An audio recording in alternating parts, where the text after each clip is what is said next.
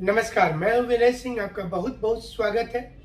छठी JPSC मामले में पिछले दिनों सुप्रीम कोर्ट ने जो कहा था उसकी कॉपी अब हमारे पास आ गई है। उस कॉपी को आपको दिखाएंगे जिसमें सुप्रीम कोर्ट ने क्या कहा है ये बताएंगे। 27 अप्रैल को अगली सुनवाई है, आप जानते हैं, लेकिन उसके पहले आपको बता दें कि सुप्रीम कोर्ट ने साफ तौर पर अपने आदेश में ये बताया है कि जो कैंडिडेट नौकरी में है उन्हें वैसे ही रहने देना है, इसको डिस्टर्ब नहीं करना है। अब आपको दिखाते हैं कि सुप्रीम कोर्ट ने एक्चुअली में इस पूरे मामले पर क्या लिखा है। सुप्रीम कोर्ट ने यह बताया है कि land council of the state of Jharkhand and Jharkhand public service commission are before us in compliance of order dated 14th March 2022. Before we proceed to decide the interest right of the parties on merit arising in the present batch of special leave petitions, जो SLP है, before us, let the state council may seek instruction and place on record as to whether there is any possibility to accommodate the candidate who are now to be inducted in terms of judgment imposed in the instant proceedings without disturbing the candidate who are already serving and appointed pursuant to the recommendation made by the commission and acted upon by the state government. List on 27th April 2022 at 2 p.m. अब आपको यहां पर यह समझना है कि supreme court ने जो आदेश पारित किया उसमें साफ तौर पर यह बताया कि जो लोग नौकरी में ऑलरेडी हैं उनको रखते हुए आगे की प्रोसीडिंग्स की जाए। आगे कैसे करना है यह राज्य सरकार की जिम्मेवारी है। सुप्रीम कोर्ट ने मौखिक टिप्पणी में यह भी कह दिया कि आप गलती करें सजा स्टूडेंट क्यों भुगते।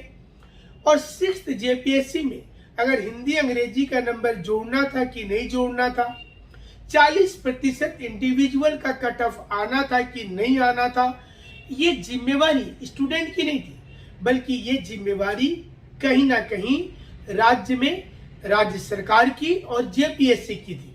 इसलिए सुप्रीम कोर्ट का बेंच यह चाहती है कि आप जब नियुक्ति प्रक्रिया को शुरू कर रहे हैं नए सिरे से, तो पुराने लोगों को किसी भी कीमत पर नहीं हटाया जाए। सबसे पहले यहां पर दो चीजों को समझना बहुत जरूरी होगा। सुप्रीम कोर्ट ने एक और ये बताया कि हम इस आदेश को पारित अभी नहीं कर रहे, हम ये आपसे पूछ रहे हैं कि इन सभी लोगों को नौकरी में रखते हुए क्या आप कोई रास्ता निकाल लेंगे। इसके लिए 27 अप्रैल तक का समय दिया है, यानी कि 27 अप्रैल के पहले जेपीएससी को जिन 62 अधिकारियों को निकालने की बात उन्होंने किया था उन्हें फिर से शामिल करते हुए नया रिजल्ट प्रकाशित करना होगा। यहां यह भी समझना होगा कि सुप्रीम कोर्ट ने अगर कोई जजमेंट दे दिया तो इसे हाईकोर्ट में पुनः सुनवाई नहीं किया जा सकेगा।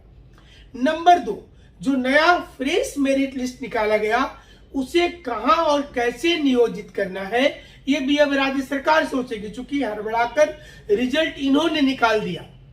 तीसरी चीज, क्या फिर से कुछ कैंडिडेट का इंटरव्यू होगा। यहां सब मिलाकर के सोचने वाली बात यह होगी कि इन 326 अधिकारी की नौकरी बचेगी, इनको नहीं हटाया जा सकता है। इसके अलावा फ्रेश रिजल्ट जो जारी हुआ है उसमें फिर से नया फ्रेश रिजल्ट आएगा, ये एक अलग का मुद्दा हो जाएगा। लेकिन जेपीएससी की गलती, सरकार की गलती के चलते बार बार इस प्रकार की दिक्कतें होती जाती हैं। यही कारण है कि झारखंड में स्टूडेंट तौबा तौबा करते हैं। यहां पर नौकरी लगने से, फॉर्म भरने से लेकर नौकरी लगने तक में स्टूडेंट की परेशानी रहती है। उन्हें ये डर सताते रहता है कि बीच में पता नहीं कौन सी हाई कोर्ट में प्रॉब्लम हो जाए, कब नियमावली बदल जाए। एक तो सोनी कुमारी का मुकदमा पहले से 2016 से आप अंदाजा कर लीजिए कितना वर्ष चला है, और 2022 में आ गया लक्ष्मी कुमारी का मामला। आने वाले समय में कोई और मामला आ जाएगा। यानी कि कहीं ना कहीं कुछ ना कुछ प्रॉब्लम हो जाता है। झारखंड की सरकार चाहती भी है कि हम नौकरी दें, लेकिन वो दे नहीं पाती है। ऐसे में सवाल ये उठता है कि क्या झारखंड में सब कुछ ठीक होगा, और क्या सरकार के ऊपर भी एक प्रश्न चिन्ह है। इन दिनों राजनीतिक गलियारे में ये सर चढ़कर बोल रहा है। हमारे साथ आप जुड़े रहिएगा। हमसे जुड़ने के लिए आपका बहुत बहुत शुक्रिया, बहुत बहुत धन्यवाद।